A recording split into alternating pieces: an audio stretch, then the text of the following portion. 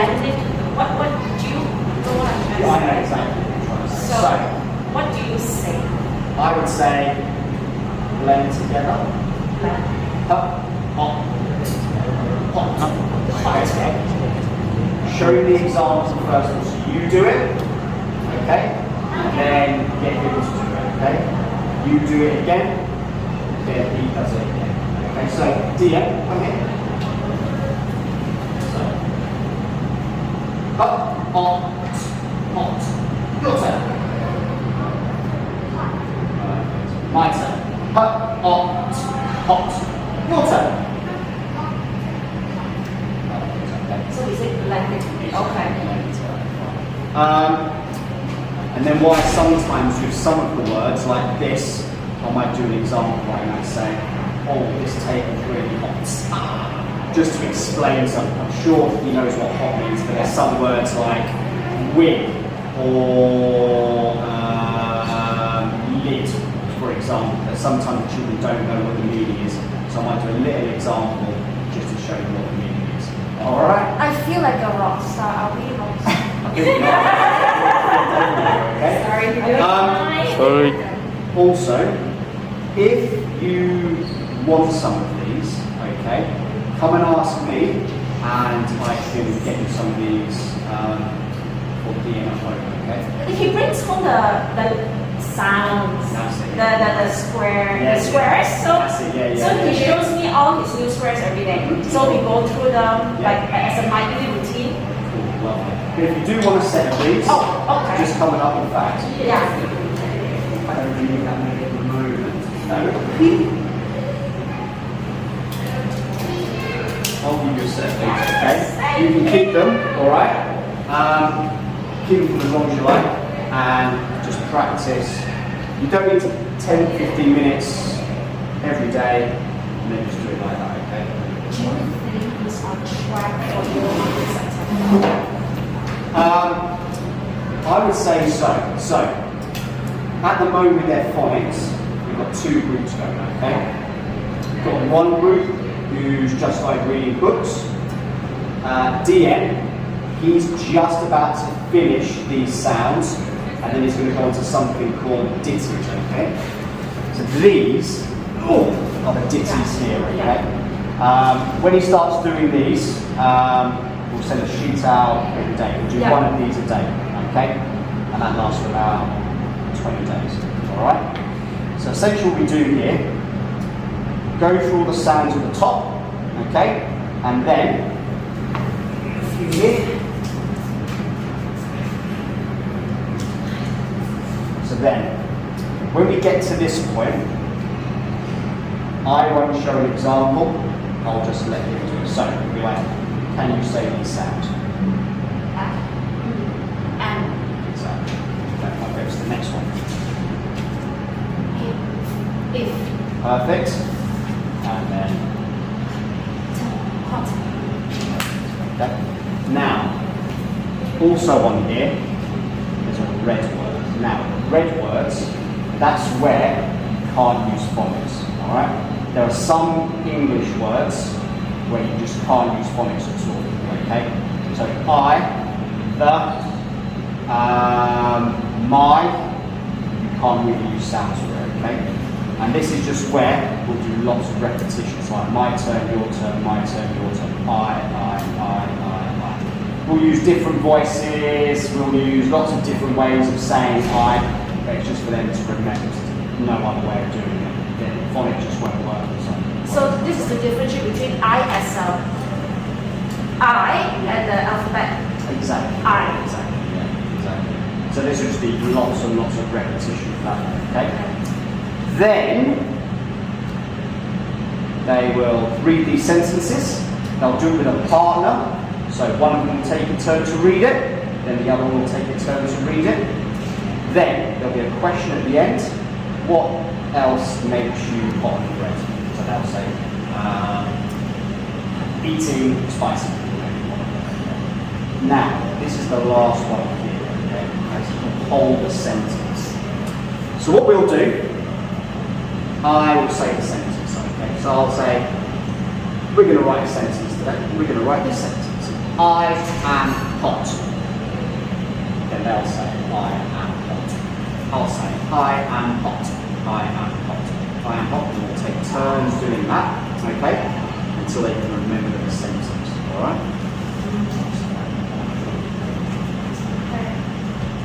And then what we'll do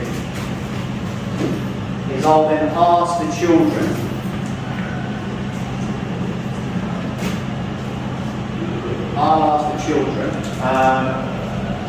what words are in the sentence, okay?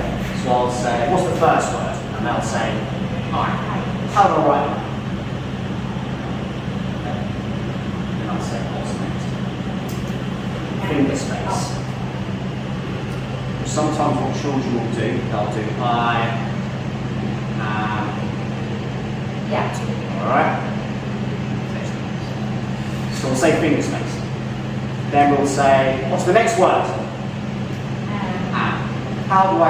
How many sounds are in the word am? They would say, what are those two sounds? Am. Am. And then I'll write it. What's next? We do a finger space. What's the next word? Hot. How many sounds are in the word hot? 3.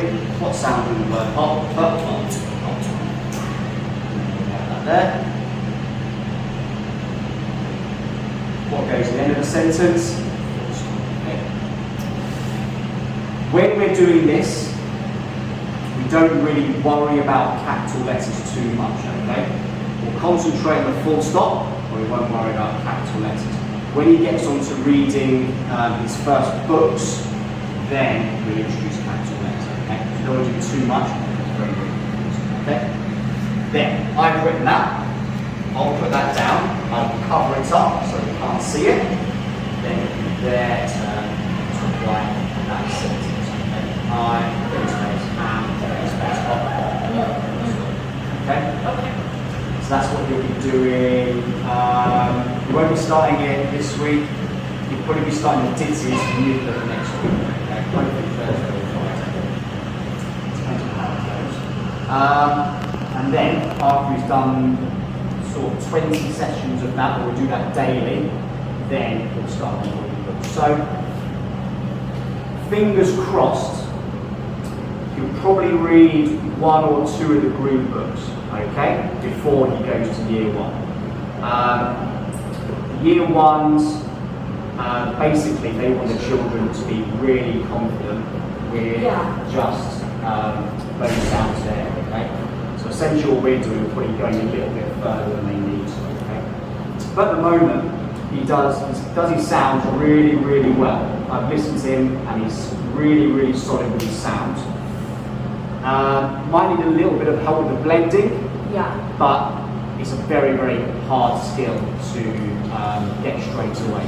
Some children will take a long time, some children not long at all, but I think I haven't got any sort of massive concerns or worries that he's not going to pick it up, okay? And then when they get into year 1, they'll do a lot more, so they'll probably carry on doing the reading, doing the blending, doing the sounds, and then go from there. But at the moment, I wouldn't worry too much about him, not knowing the sounds. I think he's doing well. He's confident with most of his sounds there, and will make me more confident by the end of the year. So I think he'll be fine when he gets into year 1.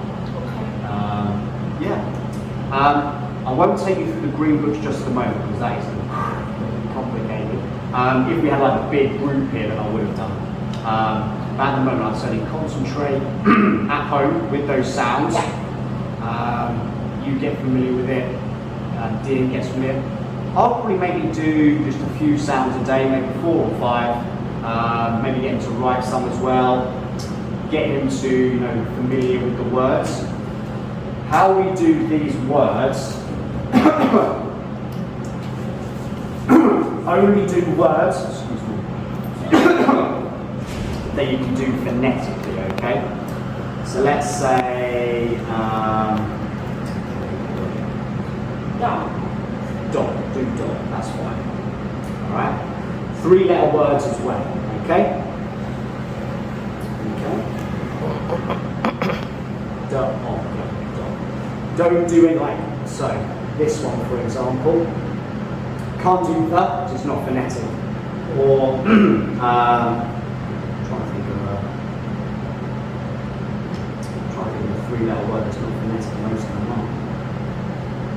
aren't. Anyway, so concentrate on those three-letter words, okay? Yeah. Let's say you're doing the sound. Just use words with in it. So man, mug, mad, knit, mat, map, things like that, okay? You can try them on four-letter words, but I would just stick to three-letter ones at the moment and get confident with those sounds. That's about it. That's it. Okay. So if you take those home with you, Yeah. practice the sounds, Yes. and then go from there. Okay? And he's okay otherwise in school? Yeah. Talk about that, I'd say, from my experience, very confident speaking with his friends, very confident speaking with his friends. And in the role plays, when we're playing outside or doing the activity, really good. Sometimes he can be, if I ask him a question, he can be a little bit shy sometimes. So he might, I think it's because he's very worried about getting an answer wrong and then something bad. I sat down with the children and we've gone and we've explained, we've done little role plays and stuff that doesn't matter if you get an answer. At the end of the day, I don't know. As long as they're trying, that's the main thing. Okay? And he's starting to get a lot better with that. Okay? We sat down on the carpet today and read a story and I asked him a question and he answered it really nice. Okay. So I think at the beginning, which is this is a very common thing with children, they get really worried about getting something wrong. Maybe because they're worried they might get told off, or they're worried that they might embarrass themselves in front of their friends, or they might say something silly, stuff like that. That's just a thing with sort of confidence and stuff. His confidence is building up and up and up and up and up. And yeah, in his phonics, he's very keen, always tries really hard. Again, a little bit nervous sometimes, but most of the time he tries really hard, and we just have to do like a few corrections with him here and there. But no, he's a really nice boy, very friendly, very helpful to all of his friends and to the teachers as well. Behaviour excellent. So yeah, he's a very nice boy to have. It's quite the opposite at home. But yes, quite the opposite. I was always worried. I was like, is he going to carry this to school? Because he's the only child. I'm the same. I'm the only child. Yeah. No offense. No, not at all. It's very odd. We get children in here who come to school perfectly behaved, go back home really naughty. We get the opposite as well. We get children who come to school very naughty, go home good as well. Our brother, he behaved better. And let him out. That's usually what happens. Usually they're really good in school, and then they go back home and they're very good. But I've got no problems with him. Don't think it was Kirsty had either, so he's a very nice boy. And yeah, I've got no massive, with regards to the phonics, I've got no massive concerns with him. He's going at his own pace. I don't, with like phonics, you don't want to push them too much in case they sort of get slightly left behind or they're not confident with something. So I think we're going at a solid, steady pace. I wouldn't want to increase that anymore. And yeah, when he goes into year one, you should know all his initial sounds straight away. If you do that practice at home with the sound, 5 or 10 minutes, practicing writing, I think you'll be fine. Thank you so much for your time. I thank you so much for doing a not a problem. session. No, not a problem at all. Thank you so much. I made up a little presentation, a PowerPoint presentation, and I'll send it to you. It's got a website on it, which has, very quickly show you, it's really good.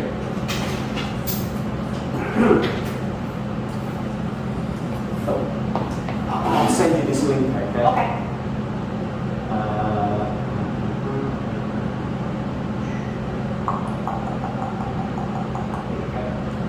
So it's this one here. So it's the Oxford Out, and essentially what it's got on there.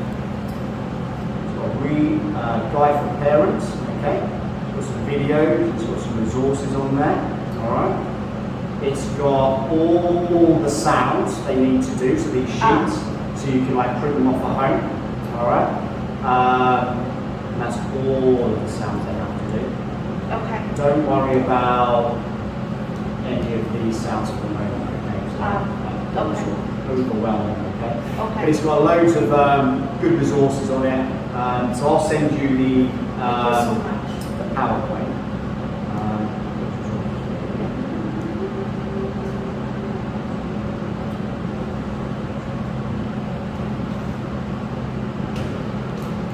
So yeah,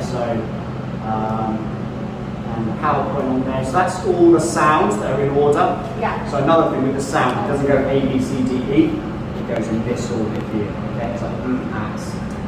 This is actually an order. That's the order. Now, the lady who set this up is called Ruth Biscuit. Okay, and I met her about 2 or 3 years ago.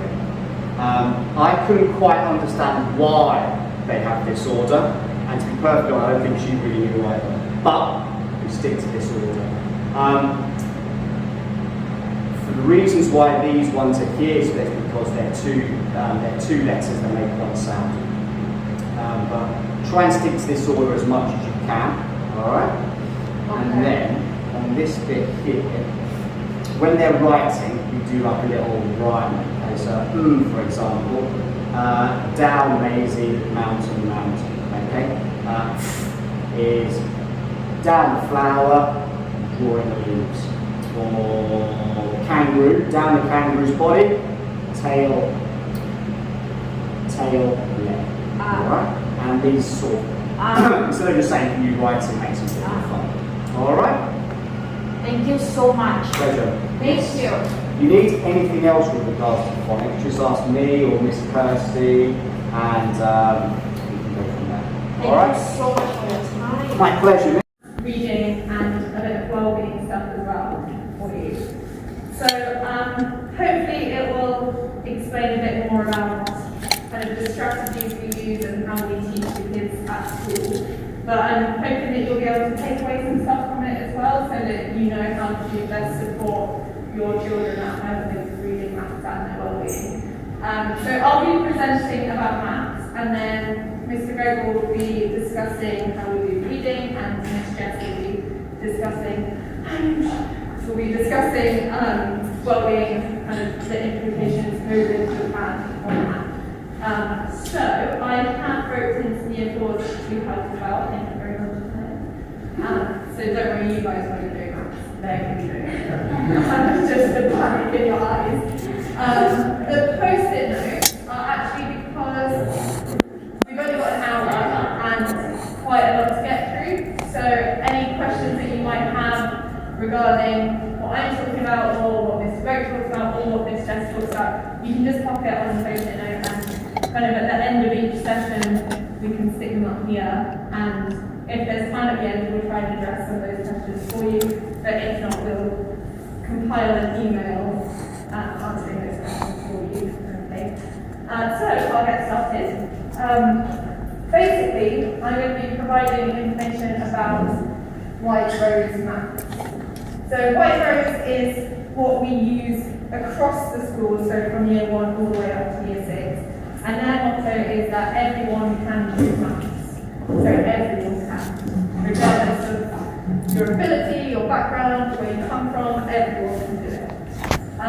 So what I'm going to be talking about is what White Rose Maths is.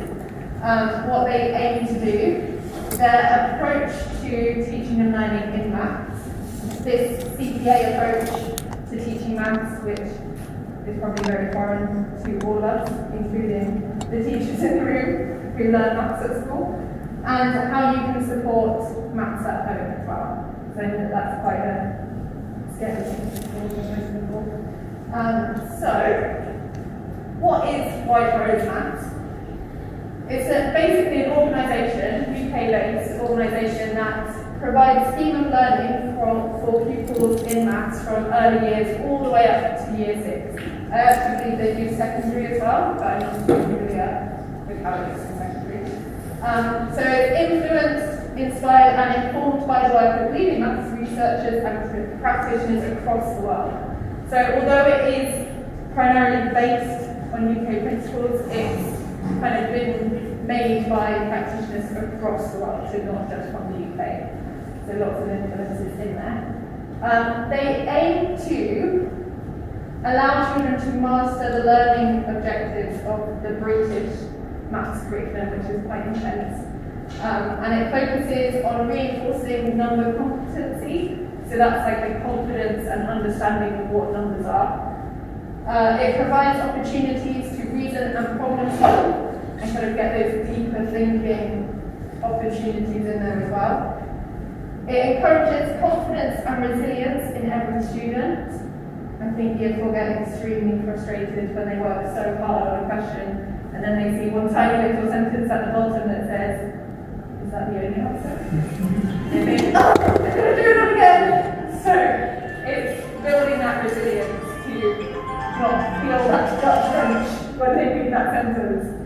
And develop a love of learning and work towards maths mastery. So we often talk about this maths mastery, and it basically means you're able to understand maths and apply it across different contexts, different questions to problem solve, to not just work out the answer, but explain how you did it, and basically not just settle for yes, it's correct. So, how do they do that? The approach to teaching and learning is that we revisit topics in these blocks. So you may have heard the students talk about end of blocks and end of block assessments and things like that. Basically, it's a series of lessons that occur due to moving around, due to COVID, due to interruptions in learning. It kind of aims to close any of those, or plug any of those missing concepts. It's designed to be enjoyable, engaging and varied, and it links to real world. So it aims to interest children and kind of link to their interest in what is in their world, basically. And it's all done through this gang here. So we have these characters in the White Rose curriculum as well, and these are the same throughout. So they'll recognise the characters. Year 4 get extremely upset if I call them by their names, which I often do. But it just makes it relatable for them, and they think, I've met this person before, so automatically they've got a connection with their maths. Very simple, but very effective. Someone's missing from here, though. Tiny, our favourite. Teeny tiny green. Okay, so this was the blocks I was talking about. So you can see at the top, there's kind of the weeks set out for you, because usually term is 12 weeks. Obviously we have some that are shorter and some that are longer, so we're flexible with that. But they're set out in 12 weeks. You can see that they're called autumn, spring and summer because it's UK based, but for us it's term 1, 2 and 3. And it shows how long you should be spending on each mathematical concept per term. And this is where it changes and we revisit, so you can see that there's quite a lot of number, because they're like the foundations. So because this is taken from the Year 4 curriculum, the focus is more around those foundation concepts of adding, subtracting, multiplying, dividing. When you get higher up into Year 6, you'll notice that these blocks become much shorter because it's revisiting and just being like, remember how to do this. And then it's more of the abstract measurement, statistics, geometry kind of things develop as we go. So they'll spend less time on the number and more time on a measurement. These are built on each year, so they just get a bit more complex as the years go on. But it's quite a fluid way of teaching because I'll stop off here. And when they go to Year 5, Miss Jess knows exactly where to pick this up from, and she will know what those ones are already. So, red.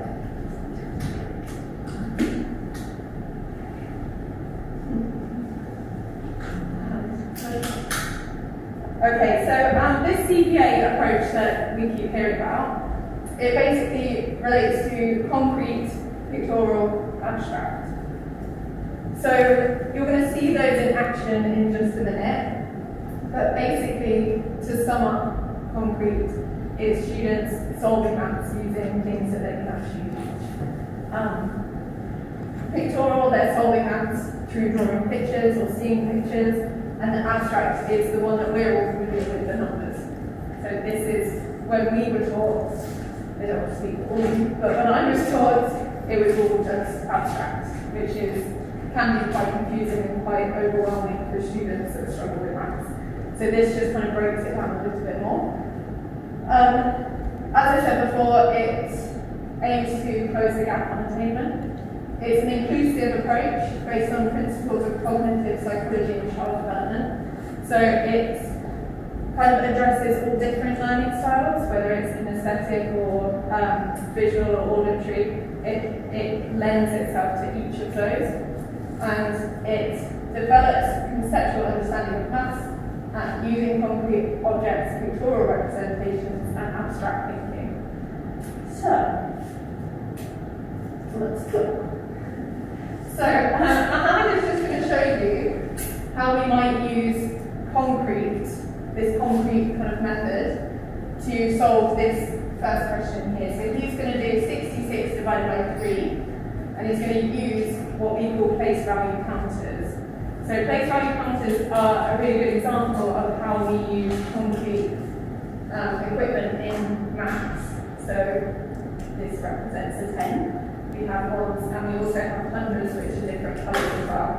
So the colours really help as well, because they use them so much that they don't even need to look. They know a green one is 100, a yellow one is a 10, and a red one is a 1. So when you're ready, come in.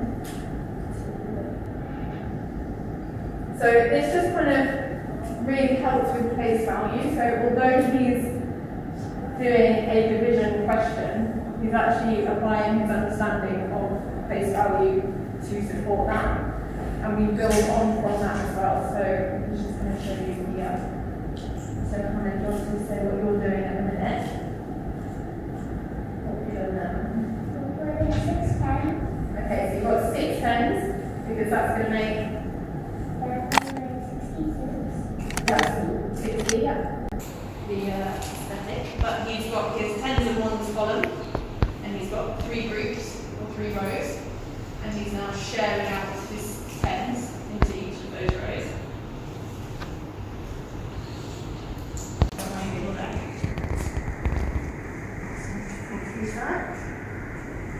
So you can see how quick that was, how easy it was, and for someone who's not confident with maths, might see 66 divided by 3 and think, oh, I don't want to do it. But breaking it down like this is giving him a visual representation. He's actually grouped those, shared those tens out, shared those ones out, so there's quite a lot of complex maths that he's doing, but it's really easy and quite simple. So from that, we kind of build on to the next level, and we go on to the pictorial. So Molly's going to work out this top one here, and Molly, I'll just put that paper piece in here.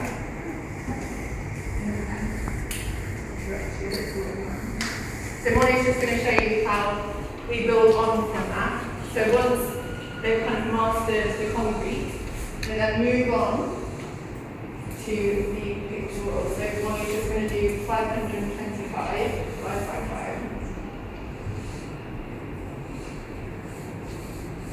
She's very nervous because usually we use a ruler, but today we don't use a ruler because it's on a piece of paper that we can draw.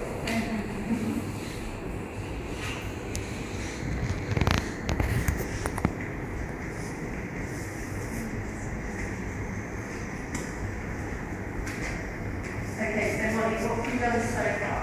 In this project?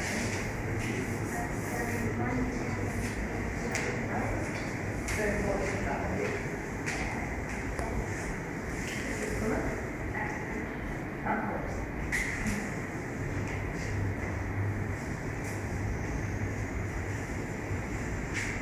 so Molly's taken her hundreds, and she knows she's grouping them into 5 groups, so she's got 100 in each one. Do you want to explain why you've done that?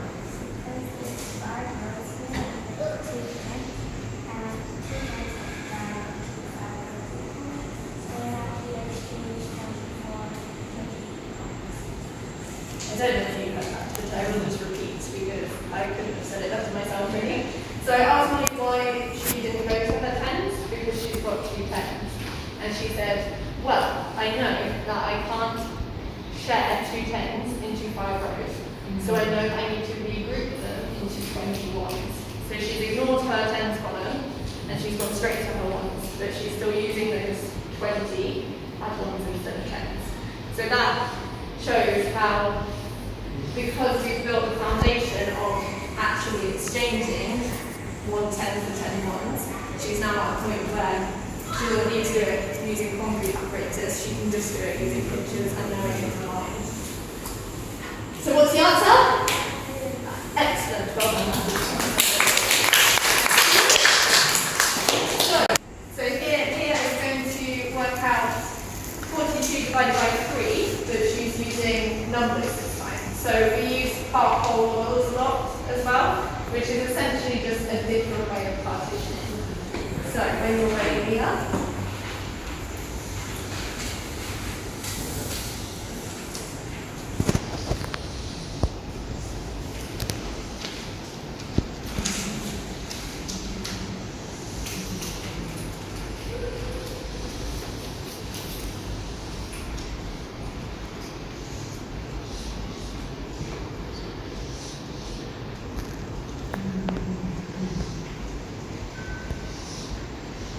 Down here is where you want to see, this is just basically a part model as a bar. So this is just another representation of how we use partitioning. You're okay, you need more.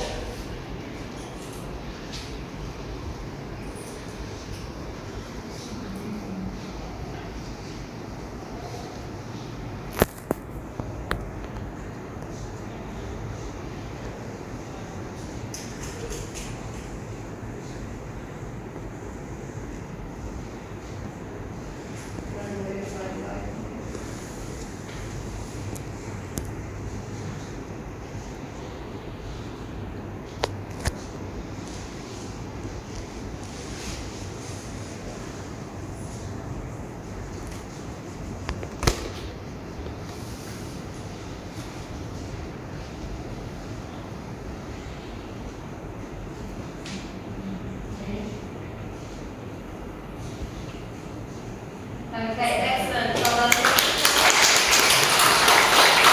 again, this isn't massively different to the concept that we're using in those 2, but it's just one step further, a bit more complex, a bit more abstract. So this is an example of how we then move on to still partitioning, but using numbers.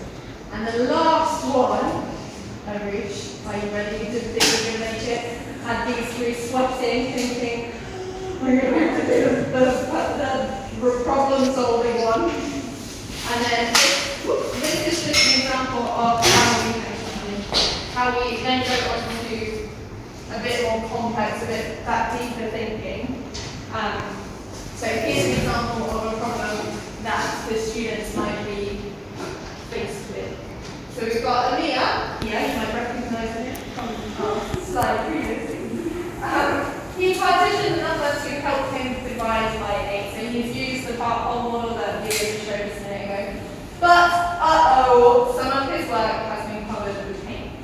So they don't know what number he's divided by 8. So, Arush now has to figure out what number Amir could have started with. So he has to help him work out what that number was.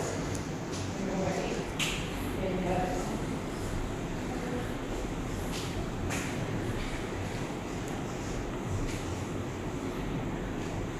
So I will draw the bar on the poetry.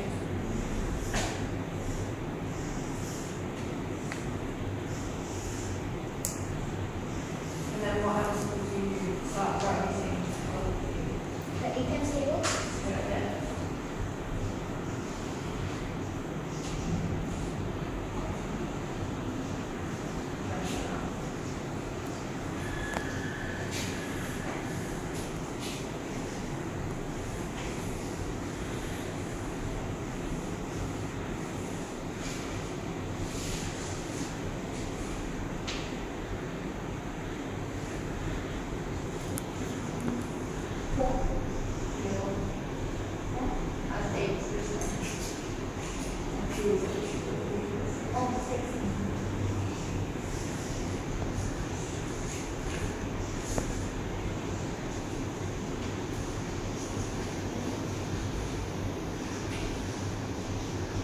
I mean, that in itself is pretty impressive. I don't think I can write the 8 times table with all these eyes on me.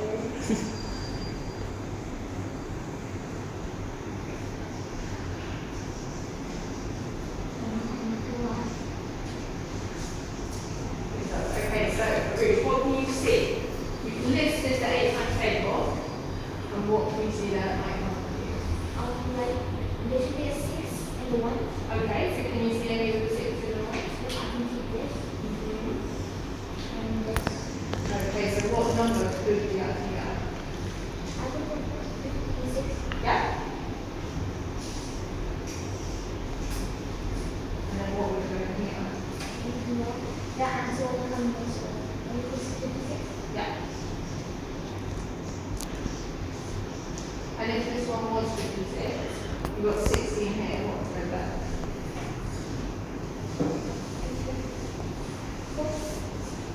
Oh, not here. It's alright, I'm not going to make you do the equation. Okay, thank you very much for Ruth.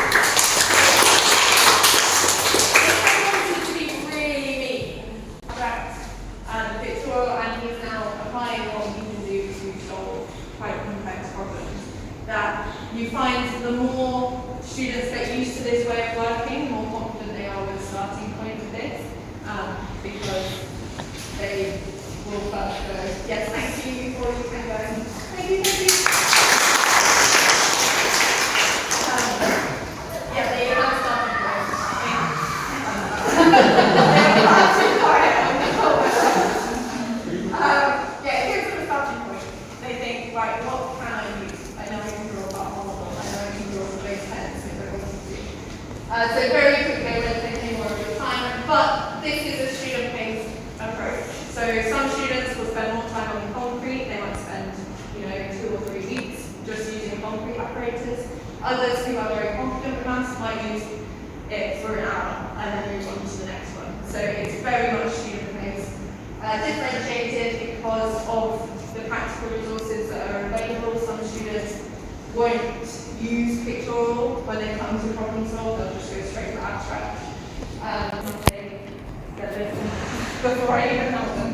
And they already know how to use that to help them if I'm not available. So it really works it that way. So I've just shown you 4 different ways of using it with division, but we use it with addition, subtraction, and multiplication as well. It works just the same way, not using those equations instead. So this is probably the one you're all waiting for. How can you support it at home? Trust the system. If your child is drawing stuff and you're thinking what are you doing, that's really working out maths, just trust that they are doing what they have been taught, because it does work. If you wanted to, you could ask your child to show you a maths problem using concrete apparatus. It could be, we did, while we were working online, obviously students didn't have access to our practical resources at school, so at one point I asked them to find something, and I think I had Joshua using erasers for 1s, sharpeners for 10s, and pencils for 100s. So there are things at home that you can use if you don't have these. And you can always ask them to show you using concrete or pictorial. This, I think, I put it in bold. It's the most important one. It's so much easier for us to help your child at school and then try and muddle through, learn something incorrectly, and then we have to try and unteach them. So if they're struggling with anything, then no, we're going to get in trouble for that at school. So just say, leave it, ask your teacher tomorrow. That's the best thing you can do. I mean, I've heard horror stories of homework time. So just stop, take a breath, ask your teacher tomorrow. It's the best advice I can give you. And we have got these workbooks, so we're going to start handing out. They are optional, completely optional, so they are not to cause stress or anxiety or anything like that on who's probably already busy home lives. But for each block, White Rose are now providing a home booklet, if you like. So for each block, we will be giving these out for you to at home. As I said, they are completely optional. They are for you to take as long as you like doing them. Some of them are about 8 or 9 pages, so I'm not expecting that in a day or week. It can be 4 weeks. But if there's ever anything that you're doing at home with them and you want them to bring it into school for us to help them, that's absolutely fine. But stress on optional. Okay, so if your child comes home with one of these, you know, it's just relating to whatever we're doing in class. So, sorry, two pages.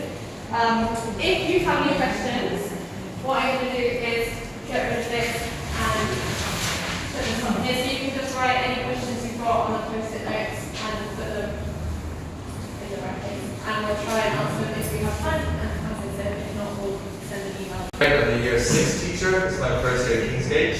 I recognize a few of you. But today, so Liv was talking about how you can support your child with math at home. I'll be talking about reading. So just very quickly, actually before I get started, I'm just going to show of hands who here reads at home with their children, with a child. What does your child need to know? So talking about the curriculum outcomes, specifically what they should know at the end of year 6. What does reading look like at home? And then I'm going to try and give a lot of practical resources you can use at home. So that's going to be the main part of the presentation. Okay, has anyone heard of the Oxford Reading Tree or Oxford books? Okay, so we have a great selection, kind of like in the book corner over there. All those books on the shelves in one corner, they're all from the Oxford Reading Tree. Lots of examples here. We have fiction, non-fiction, poetry. If you want to look through them, I'll sit on the table, but it's up to you. So we don't exclusively use this, but we use it a lot, both in school and we allow the children to take them at home. So what it is there are different reading schemes, which are a series of books which are written to help children learn to read. I'll talk about this table in a minute, but when your child is learning to read, it's important to give them books that are at the right level to challenge them. We don't want books that are too easy, although it might be fun for them to read. We want them to be challenged. If it's too hard, it's going to discourage them reading. So we really want to make sure they're reading at the right level. So here we kind of use a book bands at the Oxford level, and every child has a different level that they're reading at. We are going to focus mostly on these levels here, so you know maybe a little bit here, year 3, year 4, and then years 5 and 6 specifically. So really what we're looking at is kind of between here in year 4, kind of 12 to 14, 15. Year 5 is kind of 14, 15, 16, 17. If in year 6, you're reading at a 16, 17, 18, 19, 20.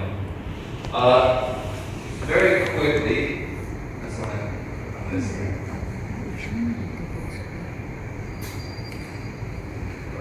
So this is where you can find more information. It's oxfordowl.co.uk. It's a British company, and there's lots of resources here for teachers and for parents as well. So you have ebook library, phonics for the younger children, maybe not so much years 4, 5, and 6, comprehension questions, reading for pleasure, a lot of good resources. So I'll share that again at the end of the presentation. But what does that actually look like? Here we go. That will be great. Then if you're in year 5, this is a example of a non-fiction text. So a level 16, 15, 16, 17, you'll be more confident using your inferencing skills. So that's a very difficult skill that children need to learn. You'll talk about characters and dialogue as well. They'll be able to retell the story in their own words. And then up to year 6, you kind of be reading about levels 18, 19, and 20. So we read more longer books, chapter books at home or in school. For year 6, we've done Oliver Twist, Moby Dick, and did the Diagram Frank. So much longer books. We did a novel study. There you're really looking at, there's a lot of difficult vocabulary in these books. So for Moby Dick, for example, or even Oliver Twist, a lot of words that we don't use today, old-timey words. So vocabulary is a big thing there as well. Themes, looking at different themes in books. We did a lot of man versus nature, good versus evil, things like that. So you kind of delving a little bit deeper. And that would be book band dark red. So before I talk about reading at home, just what does your child need to know by the end of year 6? So as you know, we use the Cambridge curriculum, which is very similar to the UK curriculum. There's some slight differences, but it's a lot of crossover. These in bold are directly from the curriculum. So develop broad reading skills, so your child should be reading fiction, non-fiction, and poetry books, as well as learning word classes. So if you show them a book or show them a sentence, can they pick up a noun, can they pick up the adjective in that sentence? Explicit and implicit meaning, these are two big ones in the curriculum. So explicit meaning, questions like that could include having facts and opinions, paraphrasing or retrieving information. The implicit meaning is quite difficult with our students. That's kind of looking at your inferencing skills, looking at meaning and themes in the text. Explain, comment on, and analyze the way writers use stylistic and other features of language. This you see a lot more in years maybe 5 and 6, so looking at figurative languages, looking at metaphors, similes. Can they write them in their own writing? Can they find them in the books? Why did the author include that in the writing? And then recognize conventions and valid viewpoints, purpose, themes, ideas, and text. That's also just looking at the structure of the text. Can they find out what's the difference between fiction and non-fiction text, things like that. So that's what they'll be learning in schools. And how we teach this in school is we focus on a few different reading skills. And these will be from 4, 5, and 6. So vocabulary is a big one. Finding unfamiliar words. Why did the author include this word in the sentence? What does this word or phrase tell you about maybe the character or the setting? Retrieval, which tends to be one of the easier skills of just finding information in the text and plugging it in your answer. Can you find evidence in the text that shows X, Y, or Z? Inferencing skills is one of the trickier ones, so thinking why a character acted in a certain way, kind of using your prior knowledge as well as what's in the text and being a bit of a detective and trying to come up with the answer yourself.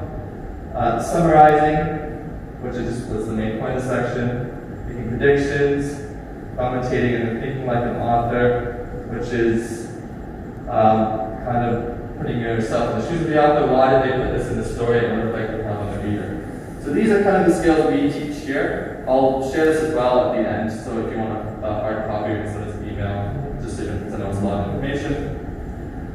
But what does reading look like at home? So how can you support your child reading at home? And how can you help with their comprehension? So number one is it should be a choice, not a chore. Reading needs to be enjoyable. You don't want to force your child to read because that's never going to happen.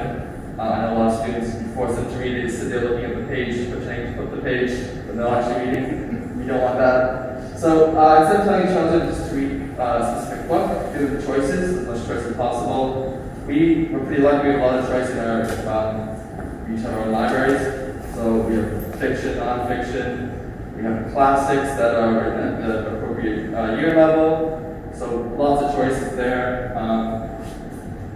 You can even have them read comic books, newspapers. My students are really into current events. So they're looking at newspapers, talking about Black Lives Matter and the war in Ukraine and analyzing that. Audiobooks is great as well. If you're on a car trip, like an audiobook, I can listen to that. Like I said, based on your children's interest, and also you can't go wrong with someone like Roald Dahl or Carol Lewis, popular children authors. Consistency is a key one as well. So you want to pick a specific time and place for your child to read every day. For most people, it's before bedtime, kind of tucking in bed with them, reading a story every 20-30 minutes. Having a reading buddy is really good too. It's good that your child might be reading by themselves, but if they are, you don't really know if the text is too difficult for them. So you want them to read out loud, so you can monitor their reading, see how they're doing. And as teachers, we try to model everything, whether it's reading or just good manners or whatever it may be. Children are sponges, they kind of take everything in. So if you just have more books at home, you're discussing the books you're reading with them, ask them questions about the books they're reading. It's really good strategy as well. And then not only reading to your child, but talk about the books. So have conversations before, during, and after to develop their higher thinking and language skills. And the type of questions you ask matter as well. I'll have a sheet that will email out that will give you more ideas of what the questions you can ask. But try and opt for open-ended questions versus closed-ended questions. For example, if you just ask, do you like this book? They're going to say yes or no, and that's the end of the conversation. So ask, what did you like about the book? Which character was your favorite character? Why were they your favorite character? Instead of asking, do you like this character? What character do you like? Do you like this particular the story, what did you like or dislike about the story. So just try and make it more open-ended and actually having a conversation with them. Talk about how the books relate to the world around them as well. So I know there's one of these books, actually. How to Change the World, and one of my former students, who's left now, would read this with his parents every day, and it's about different inventors and creators. And every day they would read one chapter about one inventor, and then they would talk about the inventor. They would do like some research about them, ask questions about them. So just try and relate it to their real life as well, to the real world. And one of those questions, those types of questions we've talked about before, so vocabulary, listening, retrieval questions. Trying to ask them those questions. So just some examples. If you have more of an informational book that explains facts about the world, so non-fiction text, you can ask some questions like, why do birds fly south for the winter, to kind of get them engaged and thinking about it. What would happen if you planted a tree in the desert? Why is it important to recycle? Or if they're more narrative books and fiction stories, you can ask about the characters or the setting of the book, look at different authors, and see other texts or other books like those authors. So when you are reading aloud, it's important to look for accuracy and fluency. So accuracy is making sure that they're actually reading the words properly, but you're not worried about the pacing of reading. So can they sound out the words if it's an unfamiliar word, can they pronounce it properly? And then fluency is reading at an appropriate pace, and also adding some expression in the reading too. So there's different ways you can do it. There's not necessarily a right or wrong way.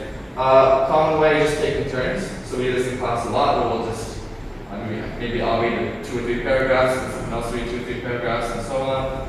You can read at the same time, especially if it's a challenging book. Reading the exact same passage at the same time might help. Or read a passage of the book aloud, and then have the child read the same passage back. So there's many different ways you can go about it. And have fun with it. So there's tons of resources online about reading, also paired with writing and art and creativity.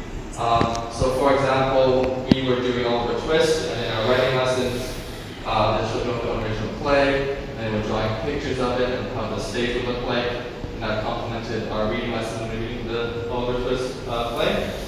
Again, they were doing drawing pictures of their own book covers. Look at movies as well. So if they're into Harry Potter, watch Harry Potter movies after they read the books. There's lots of online spelling and word games if you're trying to build a vocabulary too.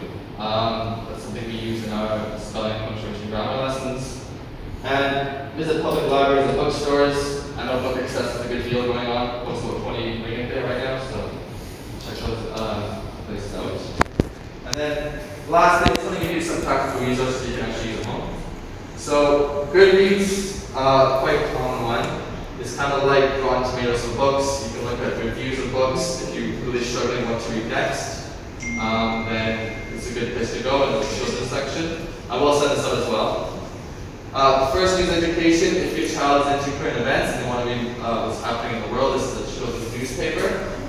The Oxford Owl website I showed you earlier. A lot of good parent resources on there. You can kind of scroll through there, take a look.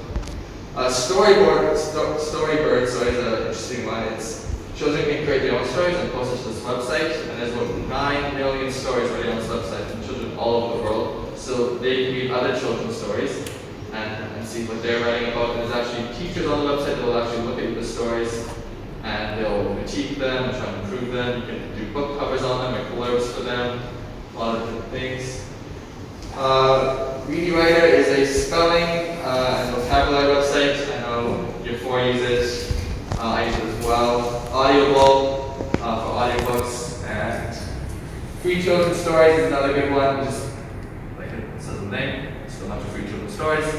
Audiobooks are there as well. And Chatterpix is I've never actually used it. I think you've used it before, but you basically just take a picture of anything, you can add a mouth to it, you can add audio to it, and you can use that to play around with the character that you're reading the story. It's a bit goofy, but I don't think it is engaged. And lastly, I'll set this out as well, just some examples of questions that you can ask your child while you're reading them. So you can ask questions before you're reading. You can look at the book cover, look at the blurb on the back, look at the author, the illustrator, talk about that. During reading, you he asked them to make predictions, talk about the main character in the setting, what do you think will happen next, and then after reading, review the book with them, see if they liked it or not. If they did, then you can come and author there, you can get other books or similar books in that genre. Can they retell the story in their own words? And yeah, I think that's all I have. So if you have any questions, maybe want to suggest a setting up, feel free to write them on the board. Otherwise, that's it.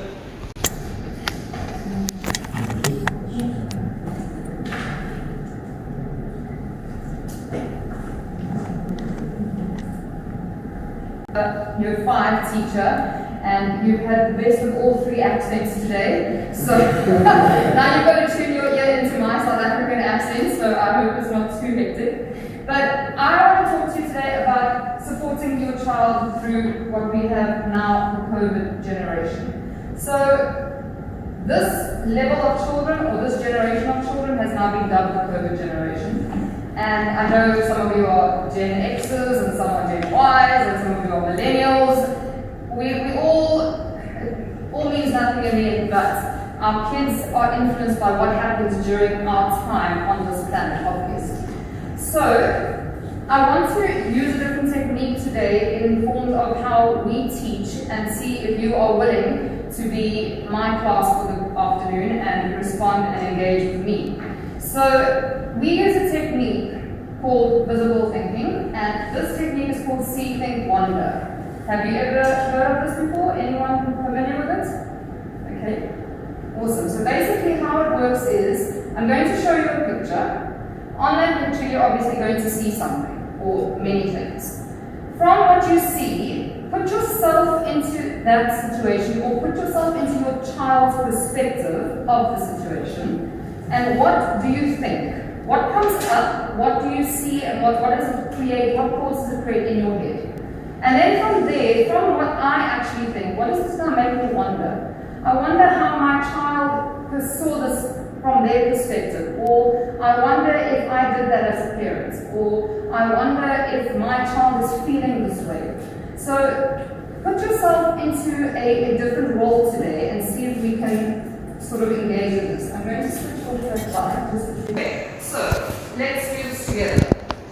We have a picture, and obviously the focus is online classes. Students' life during COVID. What do you see? Anybody?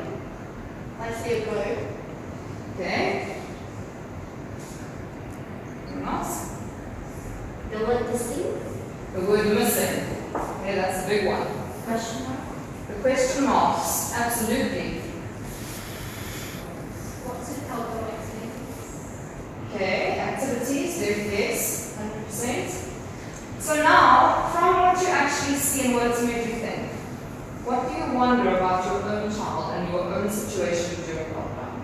But they are missing the physical activities now. Absolutely. All these things are quite simple things if we look at them. This is just a school. This is a swing.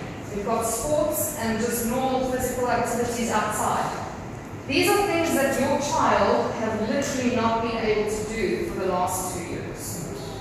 So, what do you wonder? I mean, me personally, lockdown wasn't great. It was stuck in a confined space, weren't allowed to go out, and I only did lockdown for 5 weeks. In South Africa it was 5 weeks, and then we went back to school in July of 2020. These kids came back to school last year, November, for the first time. That's a year and a half that they were stuck in the house with no stimulation other than what they had seen in front of that screen and your communication. So as we go through this, think about them and how you felt during lockdown, because I know how I felt, and what would a tiny 10-year-old, 11-year-old actually feel during this time. Okay, so do you understand how this is going to work? Yeah. Right. Here we have distance learning. Some of you had to work and then there was only one device in the house. So it was 2 children trying to share one laptop, 2 children trying to share an iPad with mom or with dad, all sorts of things. Here we have someone who is actually coming in to teach a few little children. Okay? Here we have mom, who took over the role of teacher, which happened with most parents. And here we have the poor child whose parents were probably essential workers and was left all by themselves to their own devices and trying to figure out and make heads or tails of what was happening in his life. Lifestyle, which one you put yourself in. Okay? What does it make you wonder? How that would impact them when they become adults. How it impacts them as an adult. So what did this 2 years or year and a half actually do to their development and growth? Their confidence, their independence, okay? All of those things have been tainted. And what does any of this make you wonder? Anyone willing to share? As a teacher, I see my children in front of me. And for the first time, I was given a glimpse into some of their homes. I mean, I have, at the moment, 13 kids that sit in front of me. I know them as a child. I don't know what they go home to. I don't know what the home life situation is like. I don't know if mom and dad are fighting or if they are a happy family. It's quite uncertain what goes on when that child gets in the car in the afternoon. But for the first time while we were in lockdown, you sort of saw parents moving in the background. You saw the helper who had been locked down with the children in the house. You saw little brothers and sisters screaming at the top of their lungs because they're not getting the time with the iPad or their teacher's online and they need to now work or something like that. So it really did give a very good impact as to what do our kids actually go home to? What is actually happening in their lives? Because for all I know, my children are going home to this empty house. And there's no one to help them after they are online with me. So that, as a teacher, is quite an emotion-provoking image because I don't know if they're okay when they go home. Emotionally, especially. Right, and then we came back to school, and for the poor year 5s who came back to school, their teacher was sitting in South Africa. So, I think it must have been completely daunting. Yeah. For you, dropping your child off knowing that they don't have a teacher in the class with them. Okay, I'm literally teaching at 12:30 at night in my home in a different country. And literally, I mean, look at these people. This is clearly the teacher. She is shocked and horror and petrified. Literally. And then this is everyone else trying to sanitize. Mom and dad are so nervous about dropping them off because what is going to happen at school. And this poor kid is thinking, can I just get back to normal life? Because that's all they actually want. They want normal life. They want normal routine. They want normal things in their life. So, which one of these are you and which one of these is your children? You can probably figure it out and actually see for yourself. But I'll tell you, I was this one, 100%. When we went back to school in June or July of 2020, I had a complete meltdown. I'm usually the strong person who doesn't show emotion to anybody. But it felt like I had no choice. Everyone else had a choice whether or not they could stay at home and whether or not they could work from home. We didn't get a choice. We were told that private schools were opening, you had to be back in your classroom, and your children were coming back to school.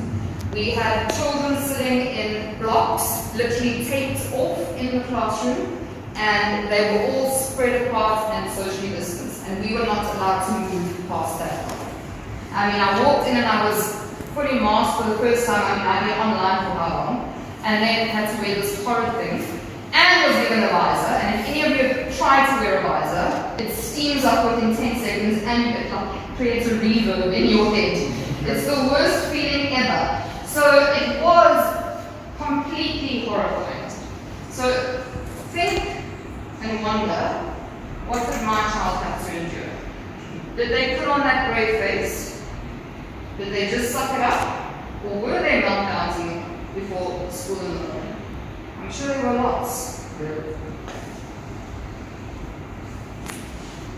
The beautiful coronavirus.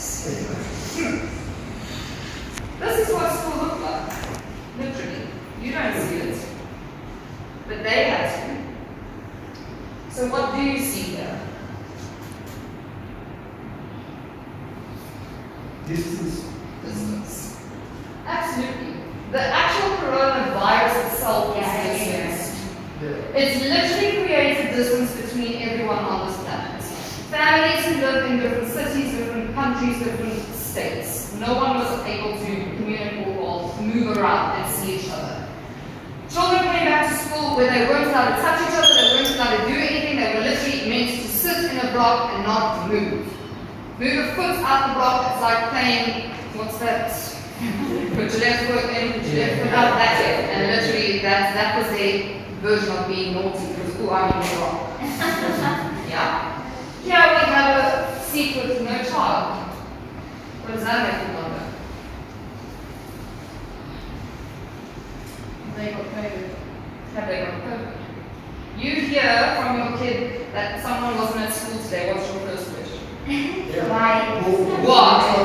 Who's got COVID? 100%. Who's got COVID and are we isolated? Okay? So we don't know what the situation is here. Perhaps this child has COVID, perhaps this child has lost someone. Yes.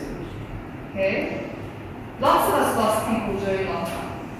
I mean, as an adult, if I have to think about losing my family member, it's devastating. How do they actually deal with it? As that little person, those emotions that they don't know how to control, that they don't know how to process and work through. Lots of them shut out and they block it off.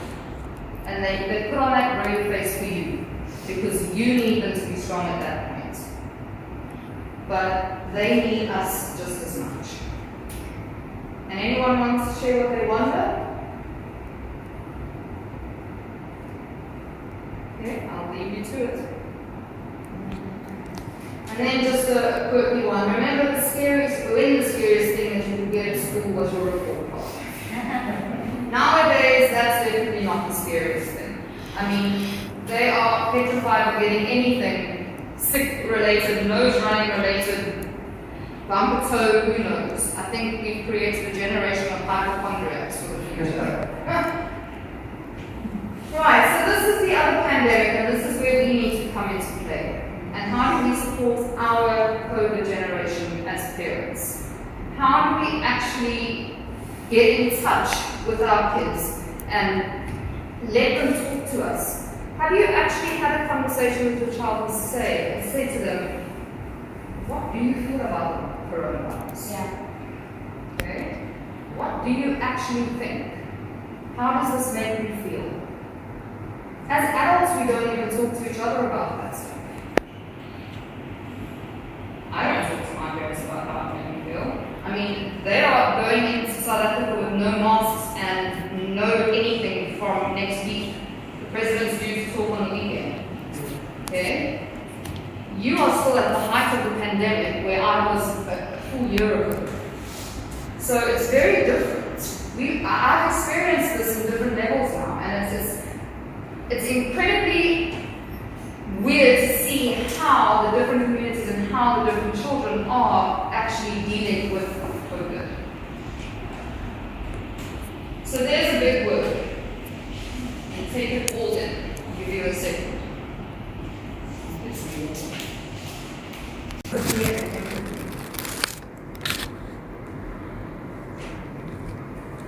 Sympathy is when you actually feel bad for the person, whereas empathy is you're trying to uplift the person by just letting the person know you're there and you understand. You're not really making the person feel bad about their situation. Perfect. That is the key word, understand.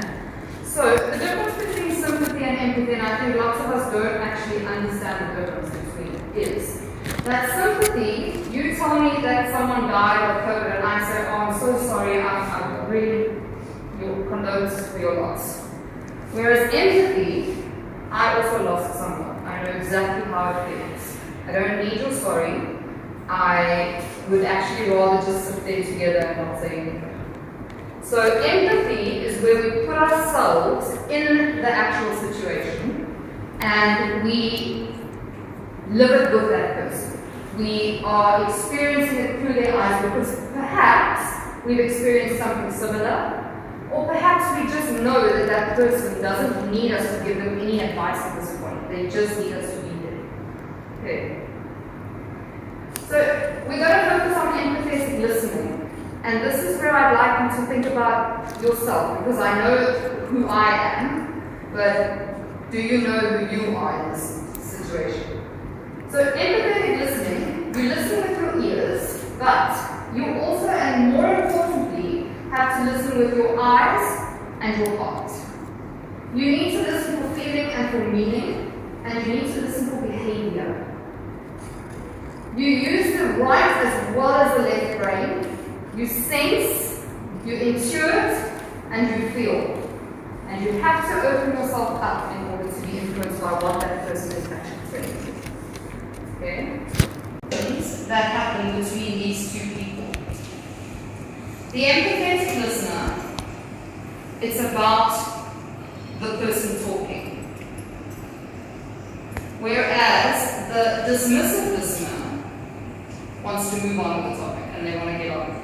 Oh, okay, I get it. Let's talk about something else.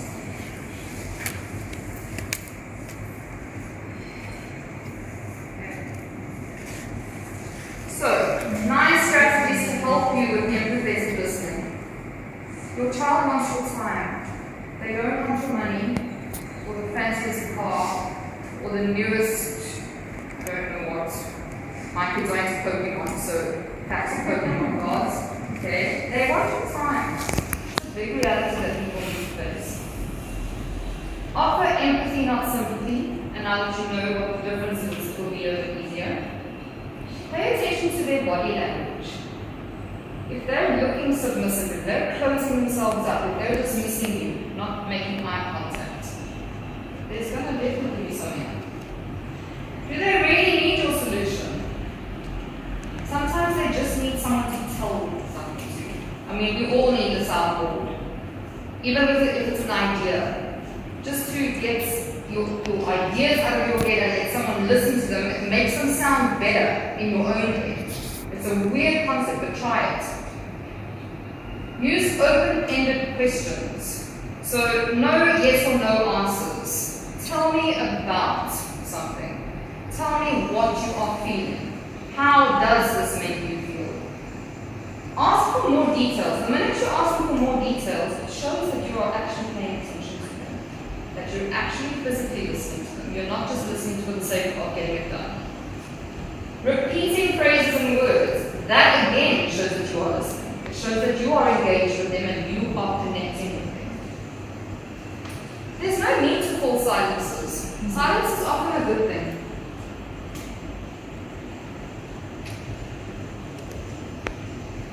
And don't react. I don't tell my mother anything.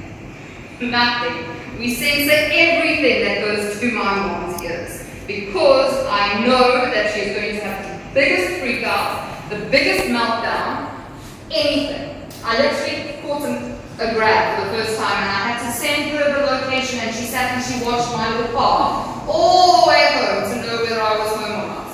And then literally 5 minutes I was still waiting for the lift. Are you home? Are you home? Are you in your house? Tell me when it's locked and you locked your doors. I was like, I'm 38. My mother doesn't need to be sending me messages and phoning me to find out where I am. But that's where we are. So teaching our children to control themselves is far more effective than trying to control our children. Model, don't manipulate. Lead, don't intimidate. Support, don't shame. Encourage, don't threaten. Guide, don't push. And listen, don't lecture. Some wise words of wisdom if you're going to take anything today.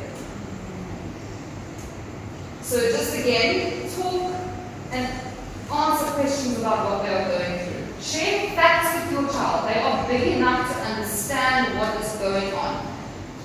guarantee you don't have to lie to your kids. They already know. They have Google at the tips of their fingers. They know more than you, they know more than me, they honestly know everything.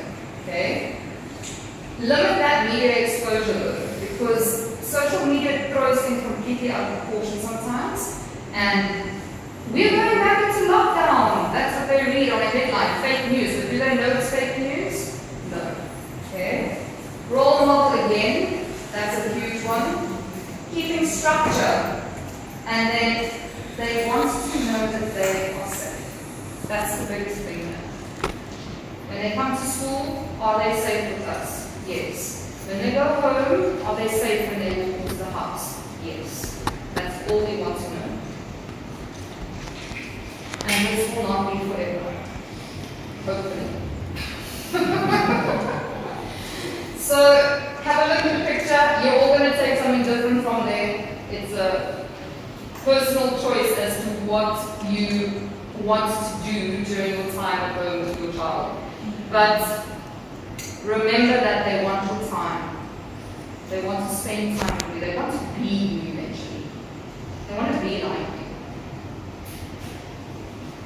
Role model. The greatest gift you can give your child is the roots of responsibility